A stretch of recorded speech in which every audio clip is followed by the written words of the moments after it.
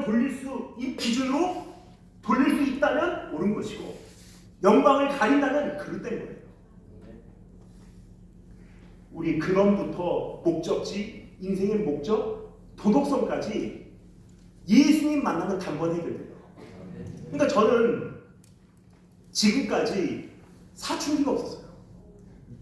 사춘기 아이를 보면 가끔 저는 궁금해요.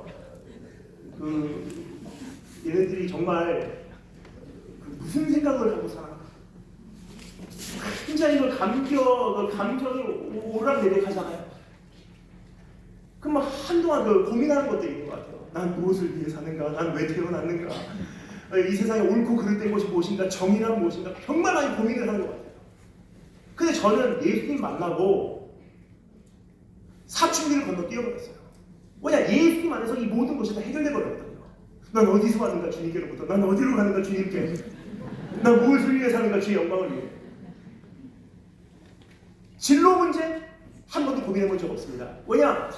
나는 사나 죽으나 어차피 주의 것이기 때문에 부르신 자리에서 최선을 다해서 살면 되는 것이고, 여심은 가고 다심은 안 가고, 그리고 학생으로서 나의 맡은 바 본분을 최선을 다할 때 대학 가면 되는 거고, 어느 대학 갈 때 합격되는 대학 가면 되는 거고.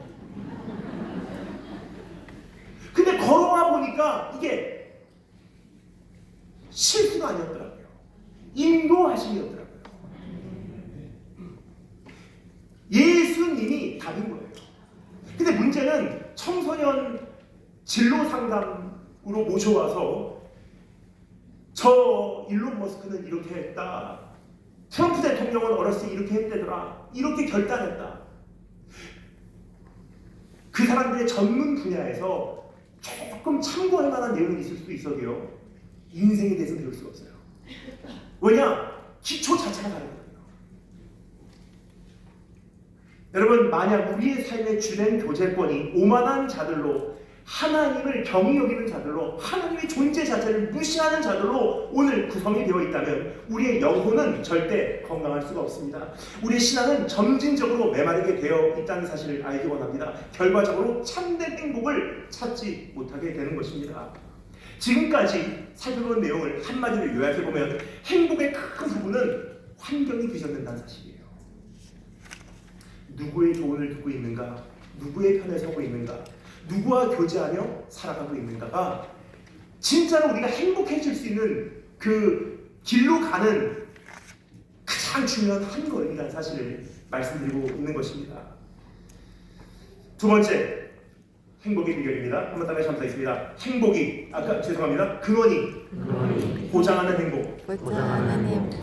우리는 그 행복이라고 하는 그 개념을요, 그 열매라는 개념으로 단정짓지 않나 생각이 됩니다. 거기까지 가야 되는 거라고 생각해요. 행복을 내가 쟁취해야 돼. 내가 행복이라는 열매를 맺어야 되라고 생각해요. 근데 그것보다 성경적으로 더 중요한 것이 있더라고요. 그것은 무엇이냐면, 행복은 열매라는 개념보다도 그 전에 어디다가 뿌리를 내리고 있는 것이 더 중요해 말하고 있는 내용에 귀를 기울여보기를 원합니다. 2절 3절 읽겠습니다. 오직 여호와의 율법을 즐거워하여 그 율법을 쥐하러 묵상하는 자로다. 저는 이 의인은, 복받은 사람은, 행복한 사람은 시냇가에 심은 나무가 시절을 쫓아 과실을 맺으며 그 잎사귀가 마르지 아니함 같으니 그 행사가 다 형통하리로다. 이런 열매를 맺어야지 해서 나무가 열매를 맺습니까? 아니에요.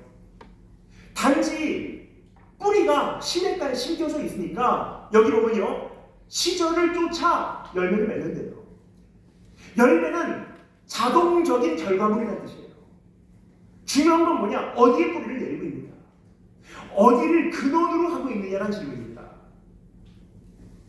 어찌 보면 이 말씀도 여태껏 살펴본 내용과 같은 맥락이라고 생각합니다. 한 그루의 나무로 묘사되고 있는 우리의 삶조차도 시냇가라고 하는 환경에서 비롯되는 영향이 적지 않다는 거예요.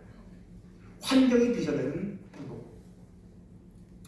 특히 이 말씀은 우리 근원에 포커스를 맞추고 있습니다. 우리가 생명수의 물줄기에 뿌리를 내리고 있다면 우리는 결코 망하지 않는다는 것입니다. 주님께서 여러분 이 말씀하신 것을 기억하십니까? 요한복음 15장 말씀 읽겠습니다. 내 안에 거하라 나도 너희 안에 거하리라. 가지가 포도나무에 붙어 있지 아니하면 절대로 과실을 맺을 수 없음같이 너희도 내 안에 있지 아니하면 그러하리라. 나는 포도나무요 너희는 가지니 저가 내 안에 내가 저 안에 있으면 이 사람은 과실을 많이 맺나니. 너무 자연스럽게 이야기를 해요. 당연히 맺나니 나를 떠나서는 너희가 아무것도 할 수 없느니라. 사람이 내 안에 거하지 아니하면 가지처럼 밖에 버리고 말라지나니 사람들이 이것을 모아다가 불에 던져 사르느니라 그래요. 즉 주님은 우리에게 행복해야지, 열매를 맺어야지 노력하라고 말씀하신 적이 없다는 거예요. 근데 주님은 우리에게 뭐라고 말씀하시냐? 내 안에 거하라. 열매를 맺어야지, 행복해야지, 거기까지 가야지, 뭔가를 이루어내야지는 세상의 방법이에요. 그 주님의 방법은 무엇이냐? 내 안에 거하기 위해서, 내 안에 뿌리를 내리기 위해서, 그것을 위해서 몸부림치라는 거예요. 그럼 여러분, 시냇가에 심겨진다는 것은 무엇을 의미하는가? 2절에 이렇게 기록되어 있죠. 여호와의 율법을 즐거워하며 그 율법을 주야로 묵상하는 자로다. 즉 주님께 집중하는 거예요. 주님과 가까운 곳에 있는 것입니다. 주님과 깊은 교제를 나누는 것입니다. 여러분, 내가 행복할 수 있는 비결이 뭐라고요? 주님과 가장 깊은 교제 안에 거하는 거예요. 그제야말로 비로소 우리가 그 행복을 남에게 나눠줄 수 있는 거지. 내가 알지도 못하는 행복을 누구에게 나눠주겠습니까? 지나온 20년 동안 저는 이렇게 말씀을 전하고 있는 목사로, 선교사로 달려왔습니다. 물론 그 전에 부교육자료교회에서 사역을 했어도 미국에서 파송받고 나온 지 이번 금년으로 벌써 20년 됐더라고요. 근데 이렇게 다니면서 참 그 하나님 앞에 양심의 가치를 받는 것을 경험한 적이 종종 있습니다. 이렇게 막 다니다 보면은 퍼주다 보니까 내가 충전이 되지 않은 상태로 강단에 오를 때가 종종 있습니다. 그럼 그 말씀을 전하고 내려오면 하나님께서 내 양심에 호소하세요. 너 뭐 갖고 남에게 나눠주었느냐?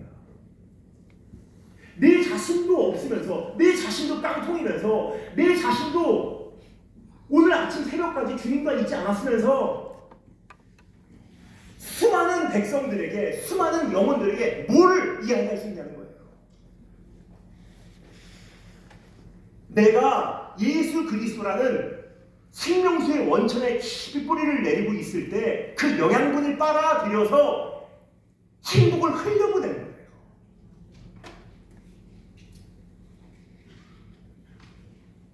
우리가 지난 코로나 사태를 이렇게 한번 돌아보면요, 이 부분에서 많은 교회들이 실패했다는 것이 성적표가 나오지 않아요.